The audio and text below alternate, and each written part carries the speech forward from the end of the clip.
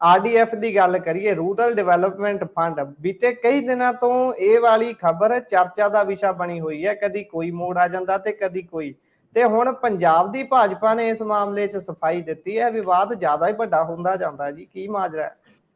ਇਹਦੇ ਚ ਤੁਸੀਂ ਦੇਖੋ ਇਹਨਾਂ ਦੇ ਸਿੰਘ ਫਸਣਗੇ, ਚਾਹੇ ਉਹ ਸੁਪਰੀਮ ਕੋਰਟ ਚ ਫਸ ਜਾਣ ਤੇ ਚਾਹੇ ਸੜਕ ਤੇ ਫਸਣ, ਫਸਣੀ ਆ। ਉਹਦਾ ਇੱਕ ਕਾਰਨ ਹੈ ਕਿਉਂਕਿ RDF ਤੇ ਕੈਪਟਨ ਦੀ ਨਲਾਇਕੀ ਜਿਹੜੀ ਉਹ ਭਾਰੀ ਪਈ। ਕੈਪਟਨ ਅਮਰਿੰਦਰ ਸਿੰਘ ਨੇ RDF ਤੇ ਕਰਜ਼ਾ ਲੈ ਲਿਆ ਸੀ ਤਕਰੀਬਨ 4.5 ਕਰੋੜ, ਉਹਦੇ ਚ ਕੁਝ ਤਾਰਿਆ ਗਿਆ ਤੇ ਫਿਰ ਉਸ ਤੋਂ ਬਾਅਦ ਹਾਲੇ ਵੀ ਜੇ ਤੁਸੀਂ ਵੇਖੋਗੇ ਤੇ ਤਕਰੀਬਨ 1200 ਕਰੋੜ ਰੁਪਈਆ ਬਕਾਇਆ ਪਿਆ। ਹੁਣ ਉਹ ਜਿਹੜਾ 1200 ਕਰੋੜ ਰੁਪਈਆ ਜੇ ਤੁਸੀਂ ਵਾਪਸ ਨਹੀਂ ਜੇ ਕਰੋਗੇ ਤਾਂ ਫਿਰ ਉਹਦੇ ਚ ਕੀ ਆ ਕਿ ਵਿਆਜ ਲੱਗ ਲੱਗ ਕੇ ਉਹ ਬਹੁਤ ਭਾਰੀ ਹੋ ਜਾਏਗਾ। ਤੋ ਇਸ ਕਰਕੇ ਇੱਥੇ ਤਾਂ ਸਿੰਘ ਫਸਾਉਣੇ ਪੈਣਗੇ ਕਿਉਂਕਿ ਐਤਕੀ ਦੀ ਜਿਹੜੀ ਕਾਸਟ ਸ਼ੀਟ ਹੁੰਦੀ ਹੈ, ਇੱਕ ਕੈਸ਼ ਕ੍ਰੈਡਿਟ ਲਿਮਟ ਹੁੰਦੀ ਹੈ, ਉਹਨੂੰ CCL ਕਹਿੰਦੇ ਨੇ, ਜੋ RBI ਪ੍ਰੋਕਿਉਰਮੈਂਟ ਵਾਸਤੇ ਜਾਰੀ ਕਰਦੀ ਹੈ। ਤਾਂ CCL ਜਿਹੜੀ ਹੁੰਦੀ ਉਹਦੇ ਵਿੱਚ ਇੱਕ ਕਾਸਟ ਸ਼ੀਟ ਹੁੰਦੀ ਆ। ਕਾਸਟ ਸ਼ੀਟ ਦੇ ਵਿੱਚ ਐਤਕੀ RDF ਦਾ ਖਾਨਾ ਹੀ ਹੈ ਨਹੀਂਗਾ, ਇਹਨਾਂ ਨੇ ਬਿਲਕੁਲ ਖਾਨਾ ਹੀ ਖਰਾਬ ਕਰ ਦਿੱਤਾ RDF ਦਾ। ਤਾਂ ਆਉਣ ਵਾਲੇ ਦਿਨਾਂ ਦੇ ਵਿੱਚ ਫਿਰ ਇਹ ਪੰਜਾਬ ਸਰਕਾਰ ਵਾਸਤੇ ਸੰਕਟ ਨਾ ਸਿਰਫ ਕੱਲਾ ਸੜਕਾਂ ਦਾ ਉਹ ਖੜਾ ਹੋਏਗਾ, ਤੇ ਫਰਜ਼ ਕਰੋ ਅਗਲੇ ਸੀਜ਼ਨ ਉਹ ਕਹਿ ਦੇਣ ਕਿ ਅਸੀਂ ਬਾਈ ਮਾਰਕੀਟ ਫੀਸ ਵੀ ਹਟਾਈ, ਤਾਂ ਫਿਰ ਮੰਡੀਆਂ ਕਿਵੇਂ ਚਲਾਓਗੇ?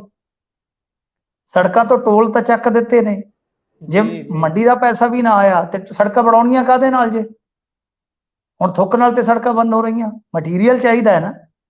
ਤਾਂ ਪਿੰਡਾਂ ਵਿੱਚ ਤਾਂ ਤੁਹਾਨੂੰ ਕੰਪਨੀਆਂ ਵੀ ਨਹੀਂ ਮਿਲਣਗੀਆਂ, ਜਾਂ ਤਾਂ ਪਿੰਡਾਂ 'ਚ ਵੀ ਫਿਰ ਟੋਲ ਲਾਉਣੇ ਪੈਣਗੇ। ਇਸ ਕਰਕੇ ਇਹ ਬੜੀ ਸਰਕਾਰ ਵਾਸਤੇ ਦਿੱਕਤ ਵਾਲੀ ਪਰਿਸਥਿਤੀ ਹੈ, ਤੇ ਸਰਕਾਰ ਹੁਣ ਇਹ ਵਿਚਾਰ ਕਰ ਰਹੀ ਹੈ ਕਿ ਕਾਨੂੰਨੀ ਲੜਾਈ ਆਪਾਂ ਵਿੱਢ ਲਈਏ। ਤਾਂ ਜਦੋਂ ਇਹ ਖਬਰਾਂ ਆਉਣੀਆਂ ਸਟਾਰਟ ਹੋ ਗਈਆਂ ਕਿ ਹੋ ਸਕਦਾ ਆ ਕਿ ਜਿਹੜਾ 3.5 ਕਰੋੜ ਰੁਪਈਆ ਜੁੜਿਆ ਪਿਆ RDF ਦਾ, ਕਿ ਉਹਨੂੰ ਹਾਸਲ ਕਰਨ ਵਾਸਤੇ ਪੰਜਾਬ ਸਰਕਾਰ ਸੁਪਰੀਮ ਕੋਰਟ ਦਾ ਰੁਖ ਕਰ ਲਵੇ। ਤੇ ਜਿਵੇਂ ਇਹ ਖਬਰਾਂ ਆਈਆਂ ਤਾਂ ਤਰੁਣ ਚੁੱਗ ਜਿਹੜੇ ਕਿ ਇਹਨਾਂ ਦੇ ਨੈਸ਼ਨਲ ਲੈਵਲ ਦੇ ਲੀਡਰ ਨੇ, ਪੰਜਾਬ ਤੋਂ ਨੇ, ਅੰਮ੍ਰਿਤਸਰ ਤੋਂ ਨੇ, ਤਾਂ ਉਹਨਾਂ ਨੇ ਕਿਹਾ ਕਿ ਪੰਜਾਬ RDF ਦੇ ਨਿਯਮਾਂ ਦਾ ਕਰ ਰਿਹਾ ਉਲੰਘਣ। ਇਹ ਤਰੁਣ ਚੁੱਗ ਜੀ ਕਹਿੰਦੇ ਨੇ। ਹੁਣ ਨਿਯਮ ਨਹੀਂ ਇਹਨਾਂ ਨੇ ਦੱਸੇ ਕਿ ਕਿਹੜੇ ਨਿਯਮ ਦੀ ਇਹ ਉਲੰਘਣ ਵਾਲੀ ਕਹਾਣੀ ਹੈ। ਕਿਉਂਕਿ ਦੇਖੋ ਗੱਲ ਕੀ ਹੈ ਕਿ ਜਿੱਦਾਂ ਮੈਂ ਕਿਹਾ ਕਿ ਰੂਰਲ ਡਿਵੈਲਪਮੈਂਟ ਫੰਡ ਦੀ ਦੁਰਵਰਤੋਂ ਕੈਪਟਨ ਅਮਰਿੰਦਰ ਸਿੰਘ ਨੇ ਰੱਜ ਕੇ ਕੀਤੀ, ਕਿ ਲੋਨ ਲਿਆ, ਉਹਦੇ ਤੇ ਕਰਜ਼ਾ ਲਿਆ, ਤੇ ਇਸ ਤੋਂ ਇਲਾਵਾ ਉਸੇ ਪੈਸੇ ਨਾਲ ਕਰਜ਼ਾ ਮਾਫ ਕੀਤਾ, ਜਦ ਕਿ ਅਜਿਹਾ ਨਹੀਂ ਹੋਣਾ ਚਾਹੀਦਾ।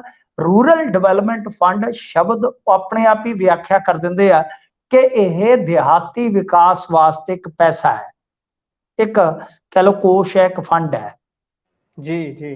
ਤਾਂ ਤੁਸੀਂ ਜੇ ਉਹਦੇ ਨਾਲ ਕਰਜ਼ਾ ਮਾਫੀ ਵਰਗੀ ਕੋਈ ਜਿਹੜੀ ਸਿਆਸੀ ਤੌਰ ਤੇ ਤੁਹਾਨੂੰ ਫਾਇਦੇ ਦੇਣ ਵਾਲੀ ਯੋਜਨਾ ਜੇ ਤੁਸੀਂ ਉਹ ਚਲਾਓਗੇ ਤਾਂ ਉਹਦੇ ਨਾਲ ਕਿਤੇ ਨਾ ਕਿਤੇ ਦਿੱਕਤ ਖੜੀ ਹੋ ਜਾਏਗੀ।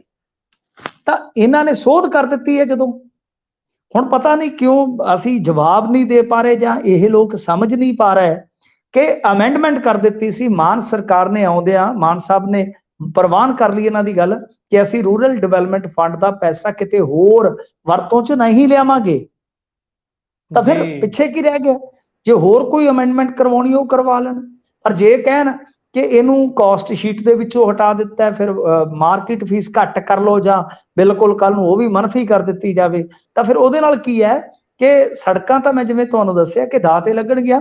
ਮੰਡੀਕਰਨ ਢਾਂਚਾ ਹੈ ਜਿਹੜਾ, ਉਹ ਸਮੁੱਚਾ ਢਾਂਚਾ ਜਿਹੜੇ ਰਕਮ ਨਾਲ ਚੱਲਦਾ, ਜੇ ਰਕਮ ਨਾ ਆਈ ਤੇ ਮੰਡੀ ਬੋਰਡ, ਮੰਡੀਕਰਨ ਵਾਲਾ ਢਾਂਚਾ ਉਹ ਸਾਰਾ ਖਤਮ ਹੋ ਜਾਏਗਾ ਆਪਣੇ ਆਪ। ਜੀ।